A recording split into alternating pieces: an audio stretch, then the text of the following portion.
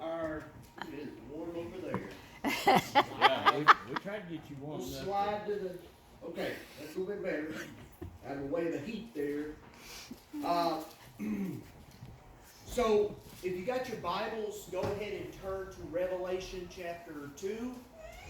And we're gonna be studying verses 18 through 29 on the screen there, okay?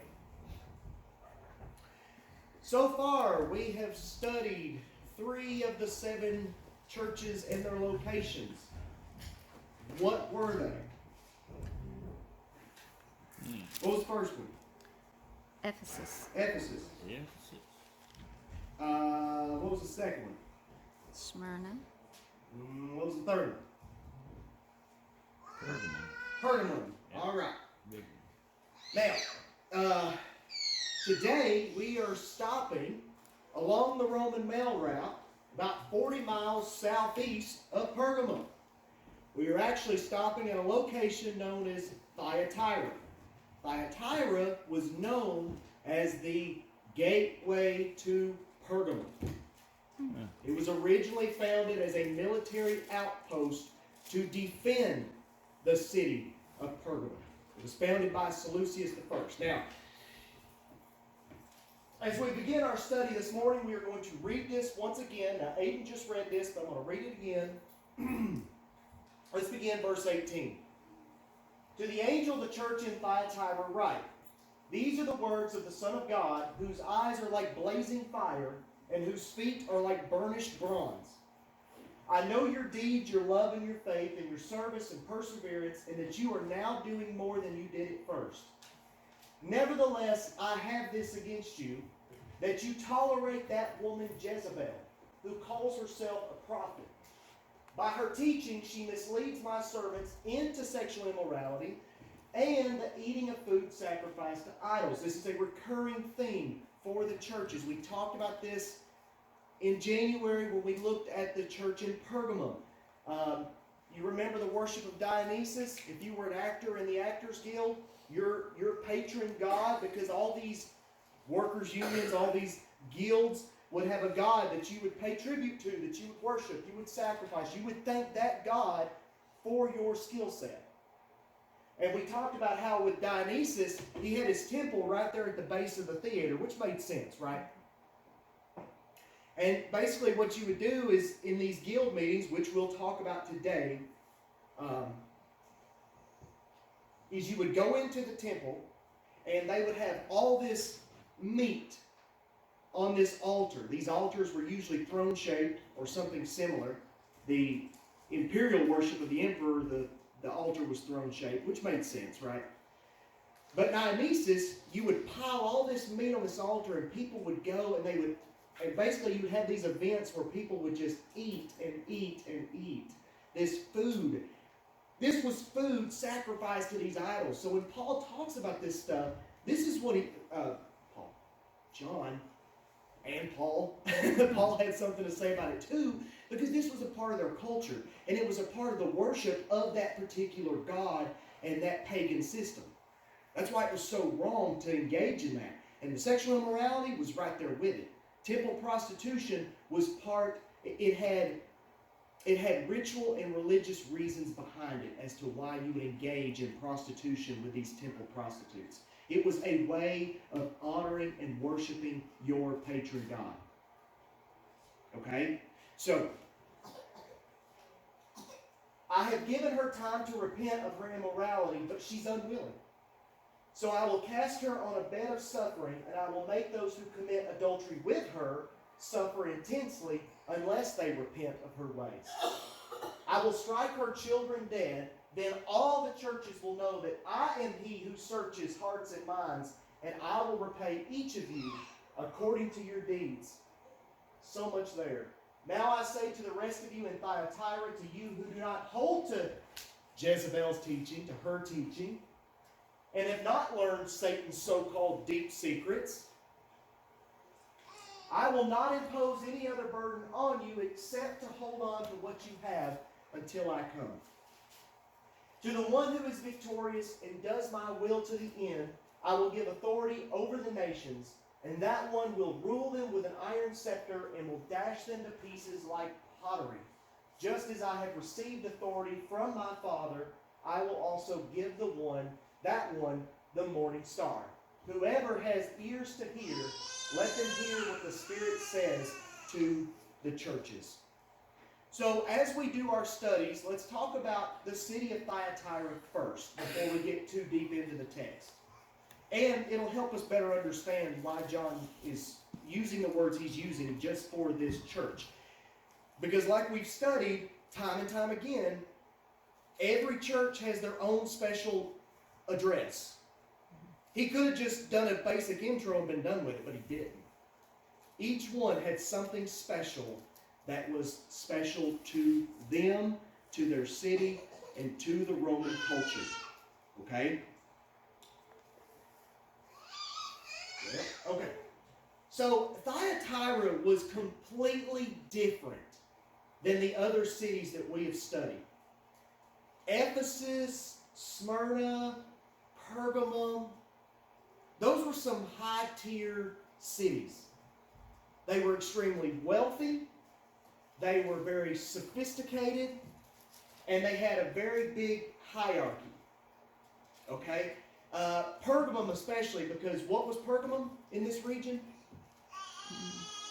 It was the Roman capital of this region, right? It was made that way by Augustus Caesar in his reign. But remember, before he took control of this empire, of this region, do you remember who the king was?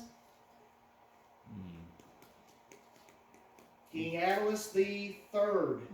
And upon his death, he gave up his entire kingdom, which was it was really a small piece that the Romans had not yet took. Because there was a peace treaty between Attalus III and his grandfather and the Romans. But upon Attalus III's death, he gave up everything. And we talked about why that was. It could have been because he wanted to avoid civil war, because it was only inevitable the Romans were going to take the region eventually. So, and plus he had no heirs. And anytime you had no heir, what happened? Everybody fought for the throne. It was a free-for-all. Whoever gets there first takes it, and with much bloodshed is usually how that worked. So, where these other cities were more, I would just use the term white collar and blue collar, right? When I say white collar versus blue collar, what do you picture in your head? Just in society in general, what would your blue collar be like? What would you? Factory worker. Factory workers, machinist. Yeah. He's got greasy hands and dirty fingernails. You got workers walking around with soot on their faces and ash on their clothes and maybe some blisters and burns on their skin where they've been forging all day, and that's Thyatira. Whereas these other cities were more white collar. They were more sophisticated. Yeah, they had their own skill sets and whatnot, but that wasn't what dominated the city. Thyatira was all about work. So I kind of put a picture there, like the picture up top is just a busy marketplace. You got a lot of people trading, a lot of people working. That's more of what you would have seen in Thyatira. The picture on the bottom would be more of what you would see. You would see a lot of white robes, a lot of garland crowns. That's what you would have seen, especially in the city of... Which one had the crown? What was special about that?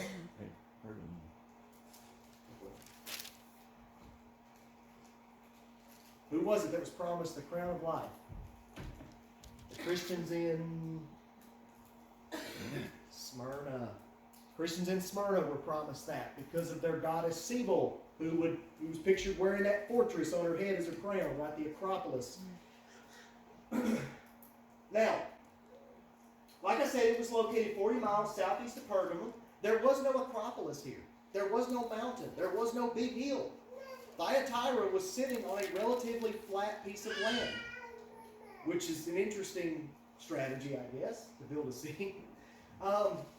It was a very rich agricultural area, as well as a big working ground for your other trades. But Demeter, the god of the harvest, was worshipped here quite often. She was not the patron god, okay? But she was a favorite. And the city was originally founded, as I said, by Seleucus I, who was a successor of Alexander the Great after the kingdom split. And he would found this city and basically establish a military garrison there. And that was to defend the city of Pergamum. That was its main purpose of being founded. The city was destroyed and rebuilt multiple times because of its poor location. It's just, it's hard to, if you're sitting in it's kind of like sitting in an open field. You got no protection. Yeah, you might see the enemy coming, but that doesn't do you any good if you don't have mountains or something to protect you, valleys around you or whatever. That's something that the other three cities we've studied had. However, after the Romans took control of the city in 192 BC, the city would then grow to its height at the end of the 1st century AD. That would have been during the reign of which Roman emperor ruled at the end of the 1st century? He's a bad guy. Yeah. Really bad guy. Any names, any guesses? It's not Nero, so who's the other guy that was really bad? Domitian. Emperor Domitian. We're going to talk about him some today, too. The city had a much smaller population than the others we've talked about. Ephesus, Smyrna, Pergamum, 150,000 plus. 30 to 50,000. Maybe 25 to 40. It was very low of population number here. Now, here's what's interesting about Thyatira, though. Thyatira receives the longest letter out of the 7 churches. And yet they were the smallest of the 7. Most of the ancient city's ruins are gone. There's no recovery. They have been destroyed. They've been gone. They've been built upon. I forgot to put a picture of the ruins, but it's literally a quarter of a city block. That's all that they've not touched. Because excavations didn't even begin in Thyatira until 1968. That's over 100 years after the excavations took place in Smyrna, Ephesus, and Pergamum. Well, by that time, 100 years is a lot of time for archaeology and those findings. And so, now, the excavations that have been done have revealed a lot. They found a lot of coins that speak volumes to the time and the culture. And they found the guild registry here, which was this slab of stone which lists all the guilds that existed in Thyatira. It has the largest guild registry out of the 7 cities. Is that not wild? That Thyatira had more guilds than someplace like Ephesus that had a population of 250,000 people? To me, that's really wild. And so when we talk about blue collar, and you're talking about these people walking around with black on their faces because they got the soot on their faces from the forges and whatnot. These people were hard workers. It kind of makes sense that Jesus points that out at the beginning of the letter where he says, I thank you for your what? Work. Yeah. And your service. To me, it sounds like a military / worker type language there. But anyway. So, the list, I could stand up here and read all the guilds, but I won't do that because we'll be here a while. But here's some of the more popular guilds that you would be familiar with even in today's time. You had leather workers, carpenters, masons, weavers, dyers, tailors, bakers, slave merchants, candle makers, potters, bronze, silver, and blacksmiths. And the list goes on and on.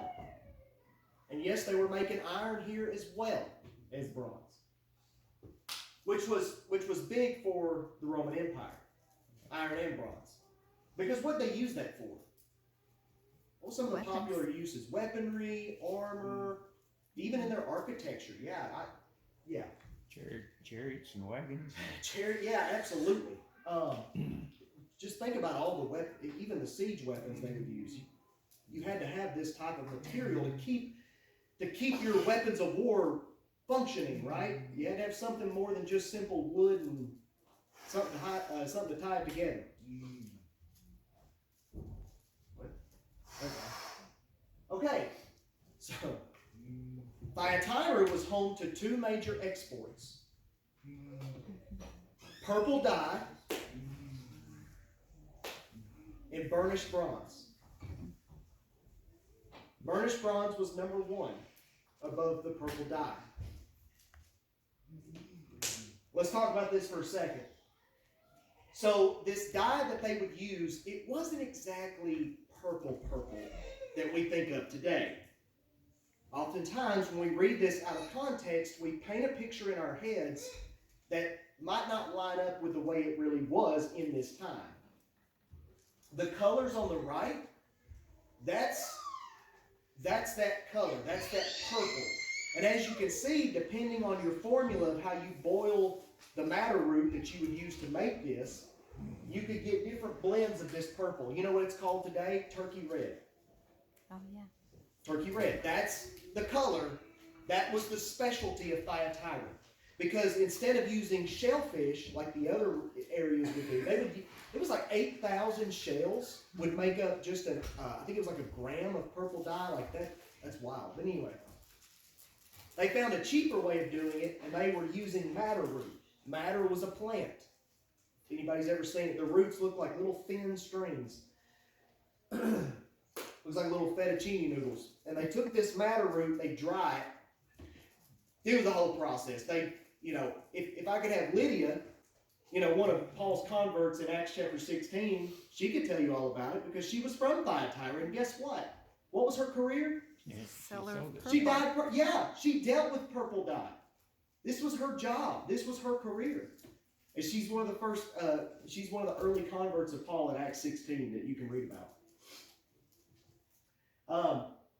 But the madder root, if you were to buy like a pound of that dye, it would cost you $200 in today's time. So just to give you sort of a reference of what you were dealing with.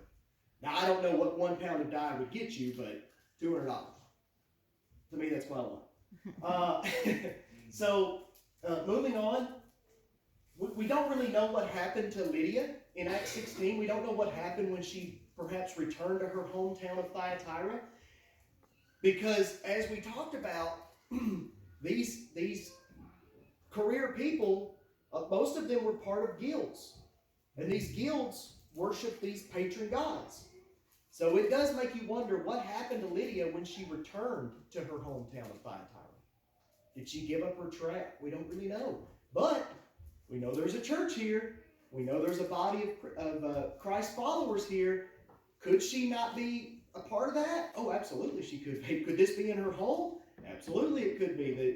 The conclusions could be endless on that. The second, I meant to say that was the first, I'm sorry. But the other largest export, not second in rank, was Calabanos, which was burnished bronze.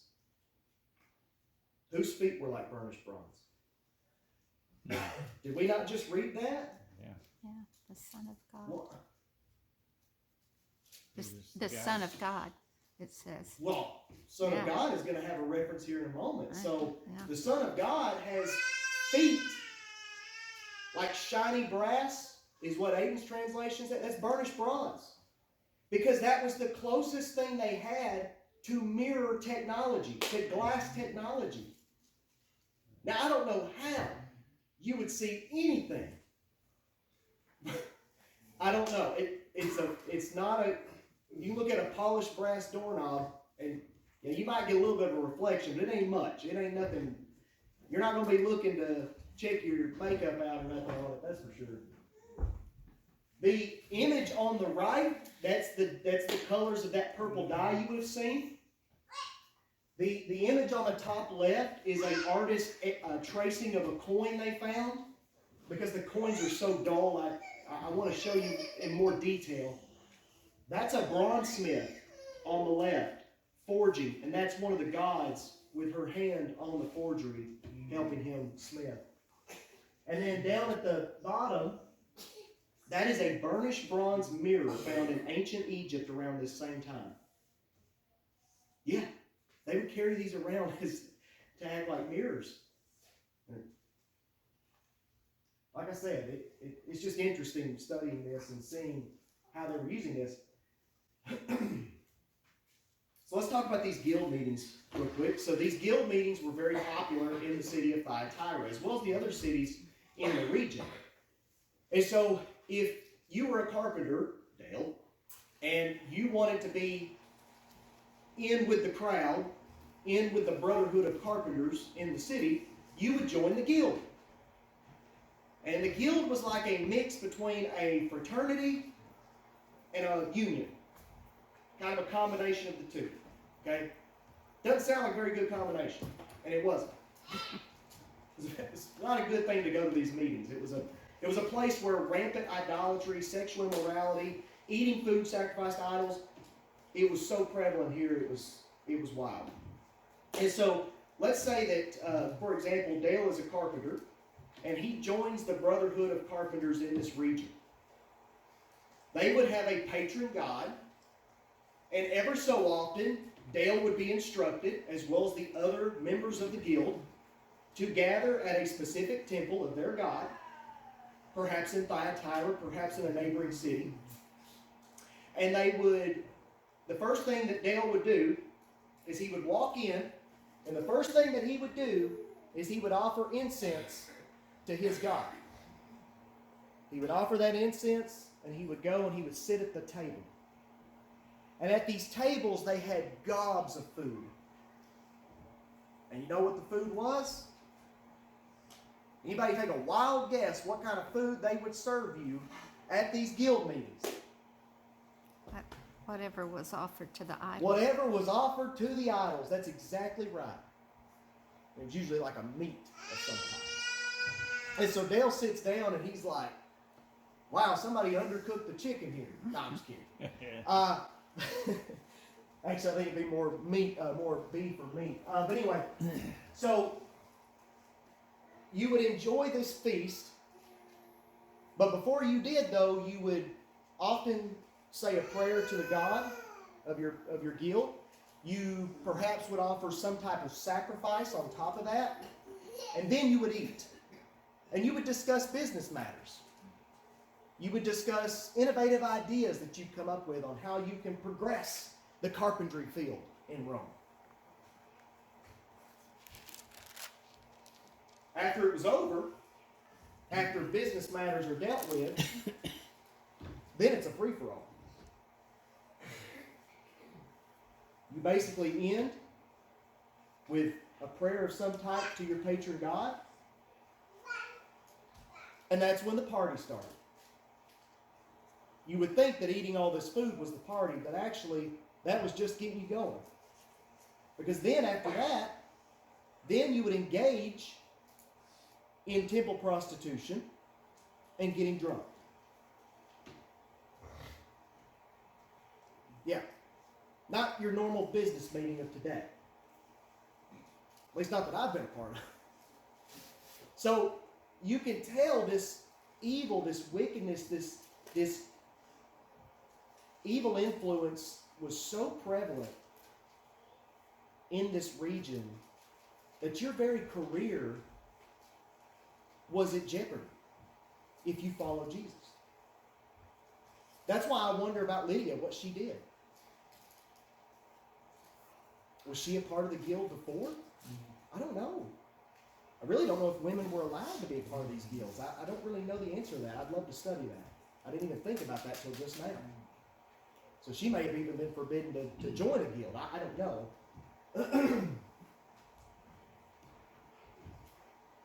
So as a Christian in Thyatira, you remember as a Christian in Pergamum, your life was at stake. So was these other cities. They were throwing Christians to the lions in these stadiums and these arenas, to gladiators to kill as they're unarmed. As the audience would cheer on, as 20 to 40,000 people cheered your death and your bloodshed. In Thyatira, you lost your way of living, of making an income. Earning an income. And if you weren't making money, how were you buying food? How were you affording housing? Just like us today, we'd be in the same boat, right? If we lost our jobs. And know I doubt the Roman government was going to offer a financial assistance program like food stamps to these people. Not if you were a Christian. You were excluded from everything. You were the outcast of the day. You would have been. I would have been.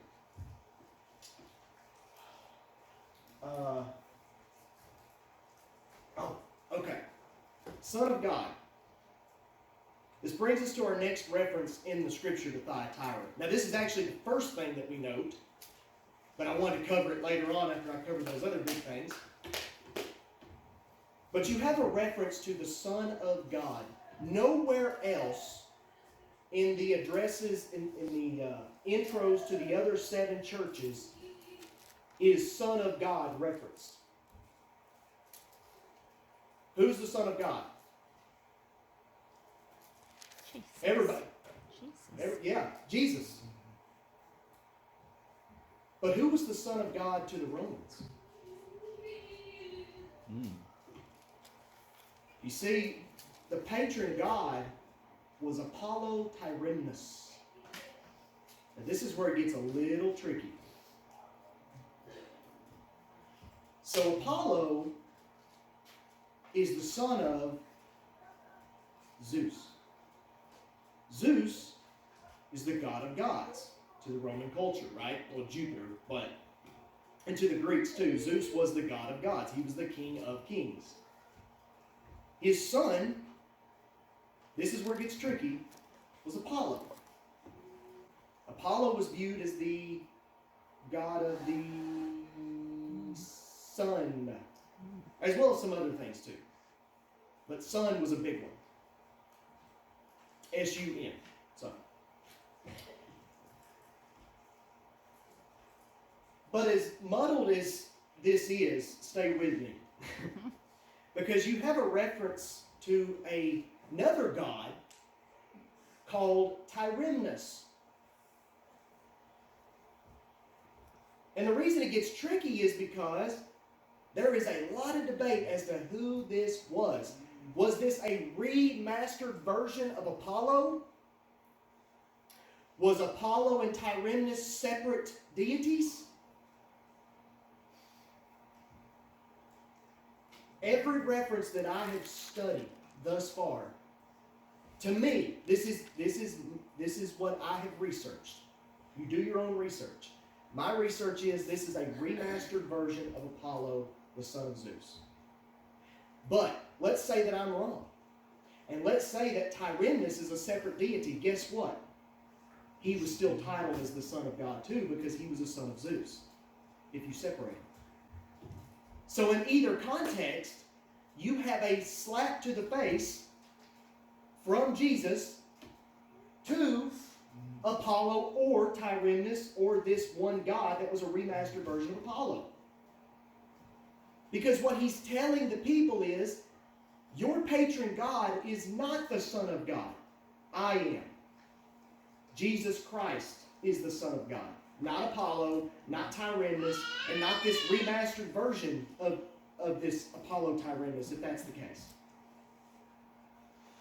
Again, culture and context matters in our study. This is a coin of Tyrannus that they found. And as you see, he's not wearing any clothes except for a cloak pinned across his neck. And he's riding a horse and he's wielding a double bladed battle axe. Two-sided, yeah. Anyway, I couldn't think of a word. And of course that was fitting because Thyatira was founded as a military garrison. Okay? And what did the axe represent?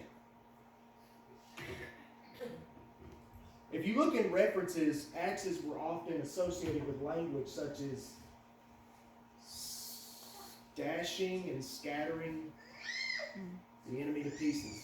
So, anyway, makes sense that Jesus would use this language against this culture.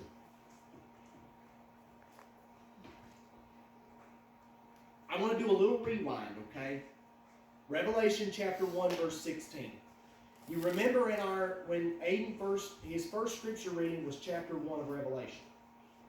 And we haven't went back to that really. We did in our study of Pergamum because we talked about Asclepius, the god of healing, and how the priests would take you into the temple. And remember, they would take you into this underground tunnel as you made your way to the diagnostics room in the back. And when you went down in that tunnel, you could hear the sound of rushing water nearby. They did that for a reason, because their claim was that Asclepius would talk to you through the sound of this rushing water. Jesus specifically says, well, it's said from John that the voice of Jesus is the sound of rushing water. Okay. So, and it's right there, verse 15 and 16. His feet were like bronze glowing in a furnace. And of course, he clarifies burnished bronze later in the letter to Thyatira. I think there's a reason he clarifies it to Thyatira. And it says, his voice was like the sound of rushing waters, Asclepius, 100%. In his right hand he held 7 stars, and coming out of his mouth was a sharp double-edged sword. His face was like the sun shining in all of its brilliance.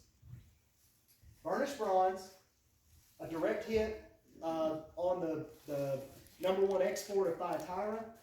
Voice like the sound of rushing waters, that was a direct hit against Asclepius in Pergamum.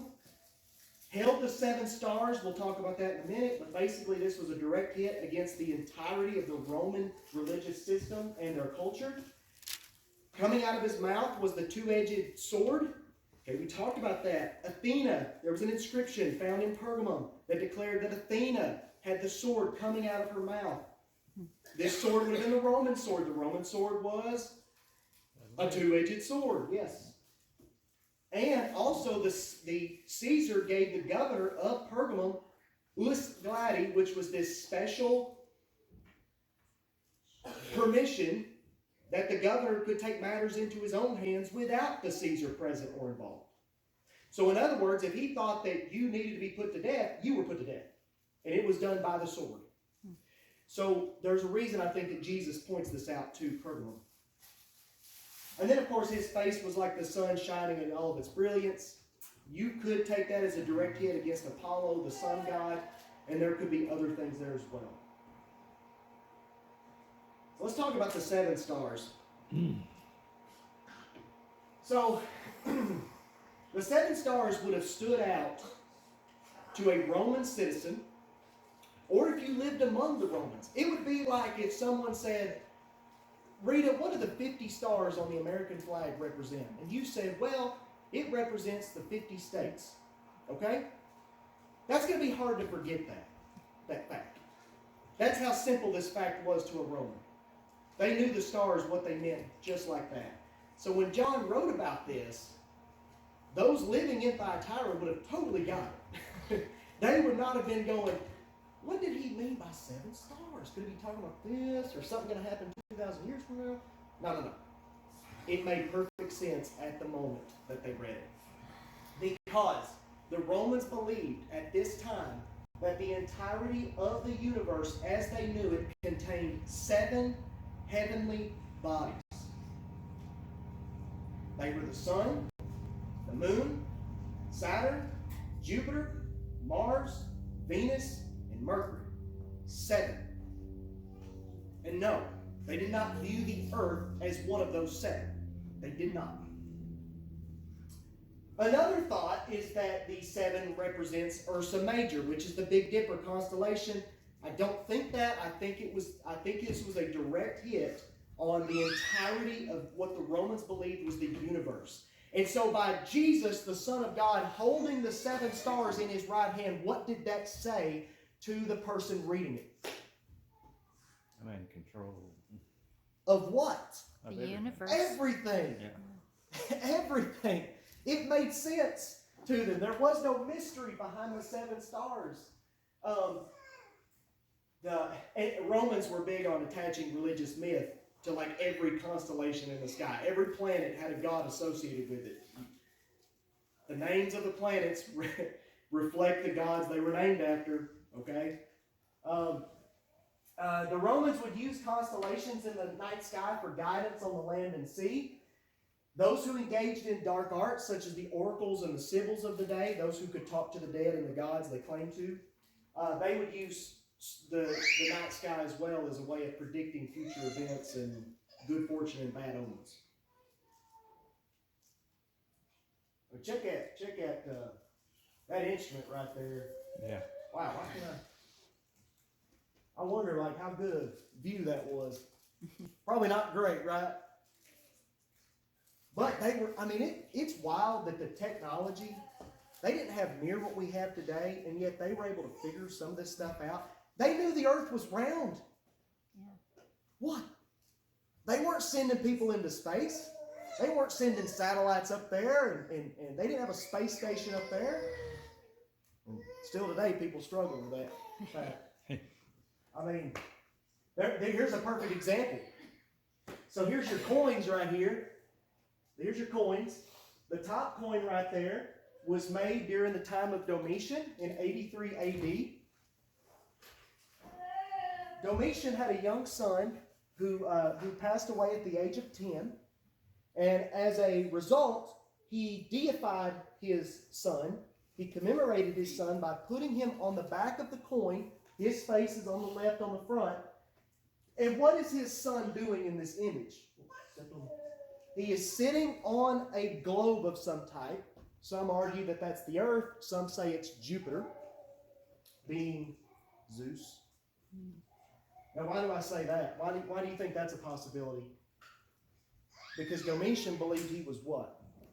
He came right out and said, there is no denying that fact that Domitian believed and preached and decreed, he made it law that he was Lord and God of all. These other gods that they worship, these other 24 or so legal gods, they held him up. You remember his temple in Ephesus that he built towards the end of the first century? The temple in Ephesus, he built it on the highest place he could, and his temple was sitting on top of this base, and the base had these pillars, and the pillars were of the gods holding him up. If that doesn't paint the picture, I don't know what will. That Domitian was very egotistic, and he believed that he was God. And by deifying his son, what did he do? He made his son the Son of God.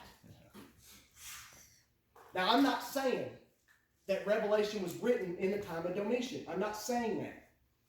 But those who would argue that, go to this right here. And the 7 stars was no mystery.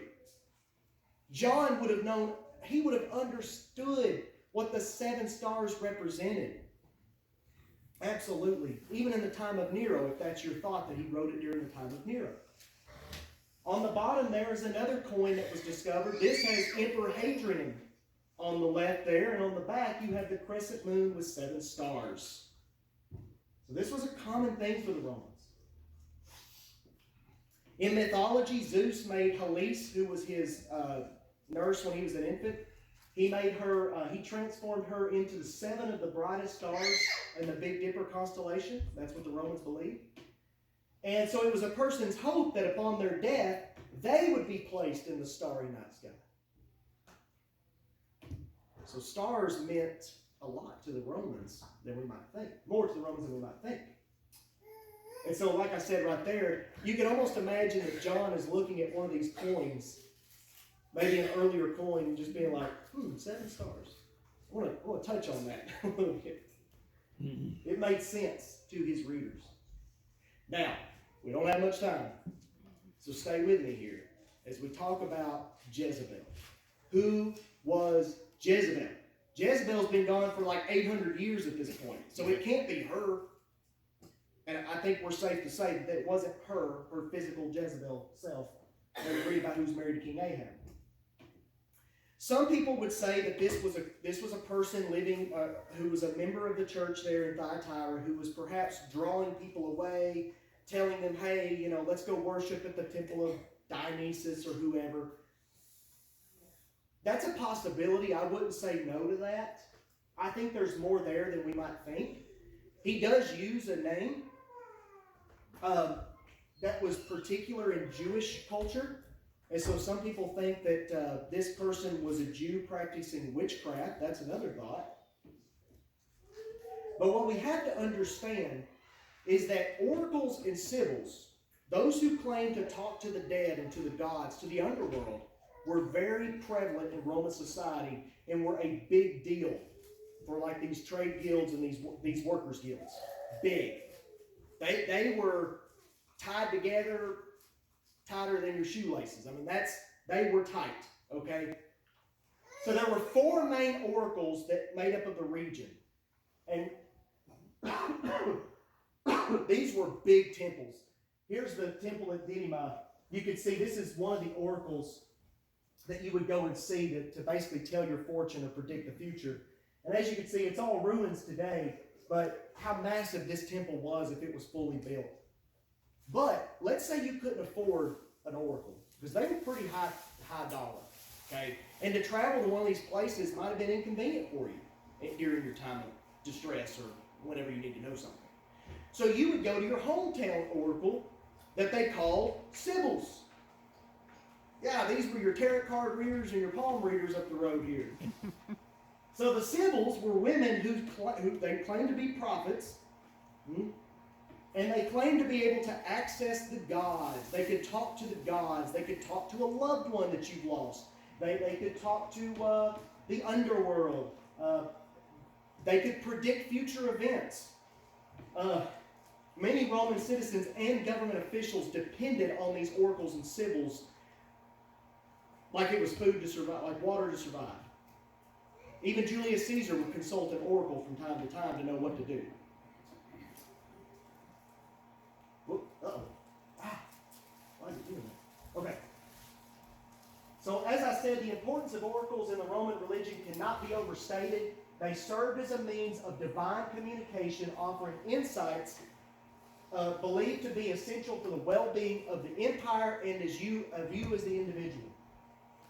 You had different techniques. You had the auguries, which were these priests who would study flight patterns of birds, and by studying them, they would tell you what was good, what was bad, what was coming, if something bad was going to happen, depending on the migration patterns of birds. Yeah, they studied these. Harospacey, which was the method where they would basically take an animal, they would kill it, they would open it up, and they would look at the organs, and they would search it, and if an organ was missing, was deformed, maybe more than one organ that was supposed to be there, that told them something. There was something about it that told the Romans to go to war, or told you that you were going to have a good crop this year. A volume of writings have been found that were known as the Sibylline books. These were a compilation of writings that these sibyls and oracles put together in unison. And the Romans would open this book up consistently in almost every endeavor. If they wanted to go conquer you, if you were a neighboring nation, they would consult the book, or they would consult an oracle directly. And if the oracle said, oh yeah, you can take that neighboring nation, go to war with them today. You must go today. Well, they're coming. And they're going to take your land under this advice. Keeps doing it.